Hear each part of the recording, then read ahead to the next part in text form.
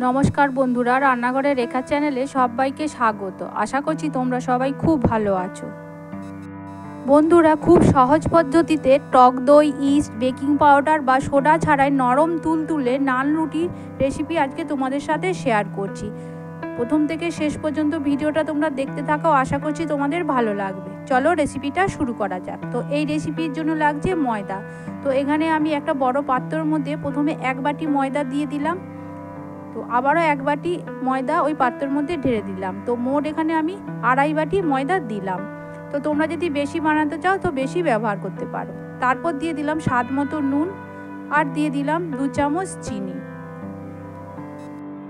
এবারে অ্যাড করে দেবো ইনো। তো এখানে আমি 1 প্যাকেট ইনো নিয়েছি, সেই ইনোটাকে কেটে ওই ময়দার মধ্যে ঢেলে দিলাম। তো যেহেতু এখানে আমি ইনো ব্যবহার করেছি, সেই জন্য টক দই, ইস্ট, বেকিং পাউডার বা সোডা ছাড়াই নরম তুলোর মতো নান রুটি বানানো যাবে। তো ইনোটাকে খুব ভালোভাবে মিশিয়ে নেওয়ার পর এবারে আমি দিয়ে দেবো 2 চামচ সাদা তেল। তো সাদা তেলটা দেওয়ার পর ভালোভাবে এটাকেও মিশিয়ে নেব। তো মিশিয়ে নেওয়ার পর 2 থেকে 3 মিনিট আমি খুব ভালোভাবে এটার সাথে ময়াম দিয়ে নেব। দেখো ময়দাটা আমার ময়াম দেওয়া হয়ে গেছে। তো এটাকে আমি এক সাইডে সরিয়ে রেখে দিলাম। তো এদিকে একটা বাটির মধ্যে আমি গরম জল নিয়েছি, সেই গরম জলের মধ্যে দিয়ে দিলাম 4 চামচ গুঁড়ো দুধ। তোমাদের বাড়িতে যদি কোনো লিকুইড দুধ থাকে তোমরা লিকুইড দুধ দিয়েও এটা বানাতে পারো, আর দুধটাকে অবশ্যই কিন্তু গরম করে নিতে হবে। তো গুঁড়ো দুধটা দেওয়ার পর ভালোভাবে এটাকে আমি গুলে নিলাম জলের সাথে। তো গুলে নেওয়ার পর এবারে আমি ময়দার মধ্যে অল্প অল্প দিয়ে ময়দাটাকে মাখতে থাকবো। আর একসঙ্গে বেশি দুধ দিয়ে মাখলে কি হয়, নরম হয়ে যাওয়ার সম্ভাবনা থাকবে, সেই জন্য আমি অল্প অল্প দিয়ে এটাকে মেখে নেবো। তো মেখে নিয়ে একটা নরম ডোতে তৈরি করে নেব। দেখো ডোটা মোটামুটি আমার রেডি হয়ে গেছে। আর এই ডোটা তৈরি করার পর 5 থেকে 7 মিনিট দোলে নিতে হবে। তো যত বেশি পরিমাণ দোলবে নন রুটিগুলো ততটাই নরম তুলতুলে ও ফোলা ফোলা হবে।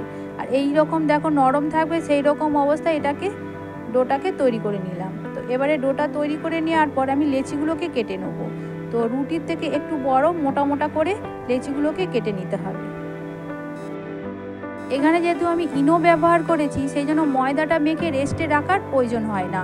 তো সঙ্গে সঙ্গে মেখেই নান রুটিগুলো বানানো যায় অল্প তেলে, অথচ খুব কম সময়ে খুব কম উপকরণ দিয়ে এই নান রুটিগুলো তোমরা বাড়িতে যে কেউ বানিয়ে ফেলতে পারবে।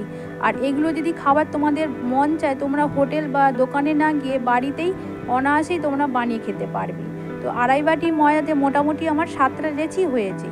তো একটা লেচি নিয়ে বাকিগুলোকে আমি ঢাকনা দিয়ে ঢেকে সরিয়ে রেখে দিলাম। তো হাতের সাহায্যে একটু গোল করে পাকিয়ে নিলাম। অল্প ময়দা ছড়িয়ে এটাকে আমি গোল করে বেলে নেবো। তোমরা তোমাদের মতো শেপ করেও এটাকে বেলে নিতে পারো।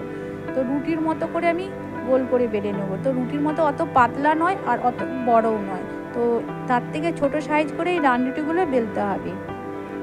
দেখো একটা বেলা হয়ে গেছে, ঠিক এই রকম মোটা থাকবে সেই রকম অবস্থায় নান রুটিগুলোকে আমি বেলে নিলাম। তো এদিকে আগে থেকে আমি প্যানটা গরম করতে বসিয়েছিলাম। তো প্যানের মধ্যে আমি একটা নান রুটি দিয়ে এপিট ওপিট করে প্রথমে লালচে করে ভেজে নেবো। আর এই সময় গ্যাসটাকে কিন্তু একদম কমিয়ে রেখেই রুটিগুলোকে সেঁকে নিতে হবে। তো রুটিটা সেঁকে নেওয়ার পর আমি ওই রুটির ওপরে 1 চামচ ঘি ব্রাশ করে দিলাম।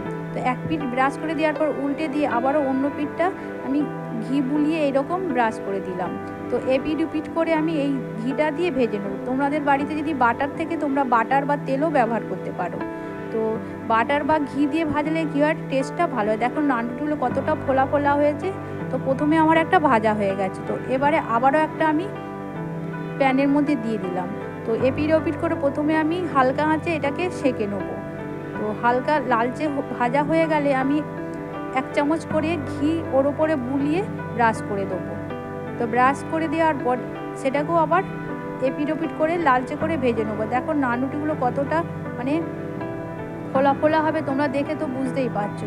আর কিন্তু একটা রুটি ভাজার পর কিন্তু প্যানটা ভালোভাবে পরিষ্কার করে তোমরা আবারও একটা দিয়ে ভাজবে, কেননা তেল যদি থাকে নান রুটিগুলো ফোলা ফোলা হবে না। আর এরকম খুন্তি দিয়ে চেপে চেপে নান রুটিগুলোকে ভেজে নিতে হবে। তো এইভাবে নান রুটি আমার তৈরি হয়ে গেল। তো তোমাদেরকে একটা আমি কেটে দেখাচ্ছি। দেখো কতটা ফোলা ফোলা হয়েছে আর কতটা ভেতরটা সফট, দেখো তোমরা দেখেই তো কিন্তু বুঝতে পারছো। তো এইভাবে এই রকম মাপে তোমরা যদি নান রুটিগুলো বাড়িতে বানাও, খুব সহজেই তোমরা বানিয়ে ফেলতে পারবে। আর রেসিপিটা ভালো লাগলে প্লিজ তোমরা একটা লাইক করে দিও, শেয়ার করে দিও। আর কমেন্ট করে জানিও যে আমার রেসিপিটা তোমাদের কেমন লেগেছে। কমেন্ট করে জানালে কি হয়, নতুন নতুন ভিডিও করার আগ্রহ বাড়ে। যারা এখনও পর্যন্ত আমার চ্যানেলটিকে সাবস্ক্রাইব করোনি, প্লিজ তারা আমার চ্যানেলটিকে সাবস্ক্রাইব করে দিও। ভালো থেকো, সুস্থ থেকো, ধন্যবাদ।